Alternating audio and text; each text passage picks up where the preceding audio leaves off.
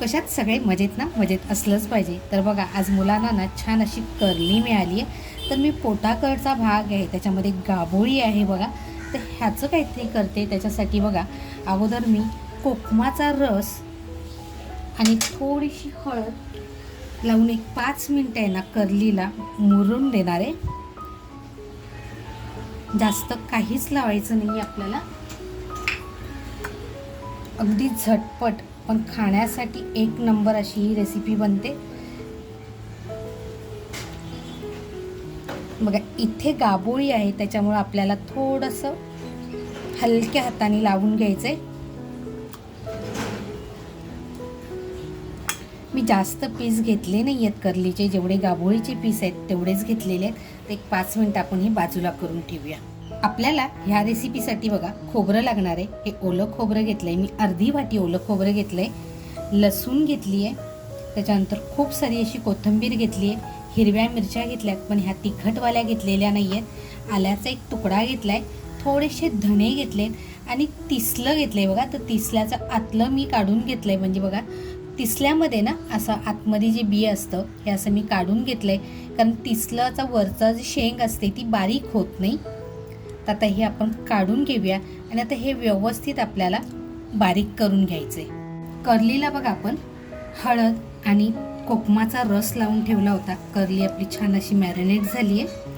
त्याच्यानंतर आता साहित्य म्हणाल ना तर आपलं फायनल साहित्य आहे बघा, जो आपण मसाला करून घेतला आहे तो जाडाभरडा झालेला आहे. त्याच्यानंतर बघा चवीनुसार मीठ घेतलं आहे.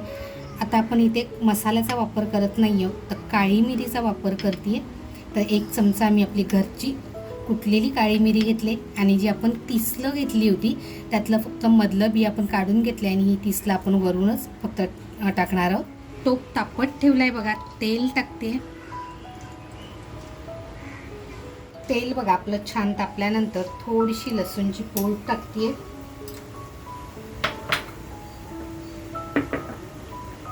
काळी मिरी आणि आता जो आपण मसाला करून घेतलाय तो मसाला टाकून छान असं फ्राय करून घेणार आहे.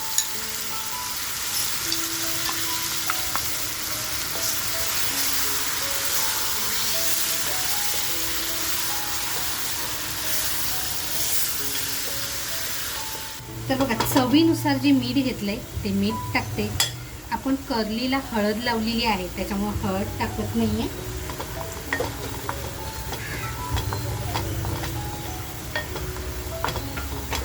आणि आता बघा पाणी टाकायचंय, जितकं आपल्याला पाणी हवंय तितकं पाणी टाकून घ्यायचंय.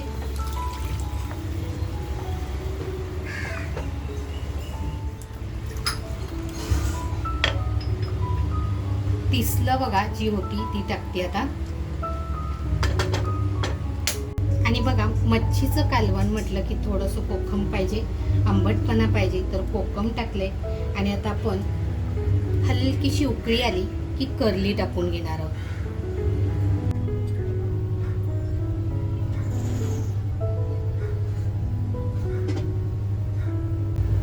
बघा आता मसाल्याला छान उकळी येत चालले. आपण करलीचे पीस टाकून घेऊया. गाभोळी आहे त्याच्यामुळे गाभोळी शिजली पाहिजे व्यवस्थित. म्हणून बघा 5 ते 8 मिनिटं आपण मस्त ही करली शिजून देणार आहोत.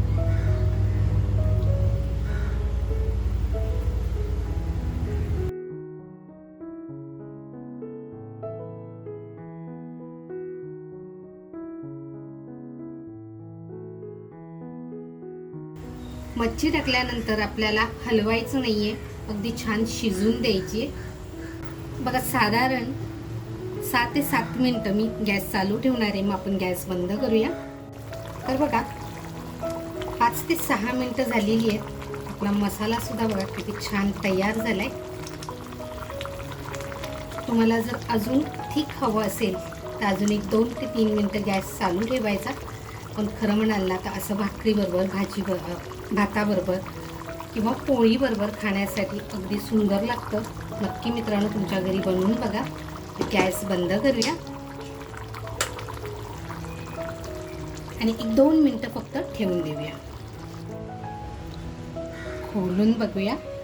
कलर सुद्धा बघा किती अप्रतिम आलाय. मित्रांनो करली ग्रीन मसाला आहा एक नंबर. बघा गाभोळी भरलेली करली आहे.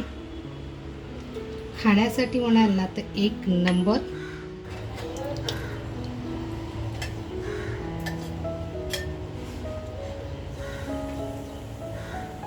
मित्रांनो, आज बनवलेला कर्ली ग्रीन मसाला.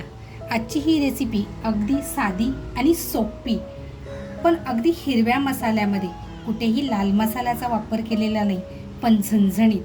तर आजची ही रेसिपी तुम्हाला कशी वाटली, आवडली असेल तर नक्की एक लाईक करा. आपल्या मित्रपरिवारामध्ये शेअर करायला विसरू नका. अजूनपर्यंत जर चॅनलवर नवीन असाल आणि सबस्क्राईब करायचं राहून गेलेलं असेल तर नक्की सबस्क्राईब करा. तुमचा सपोर्ट हाच माझ्यासाठी खूप अनमोल आहे. मस्त खा आणि स्वस्त राहा, त्याचबरोबर स्वतःची काळजी घ्या.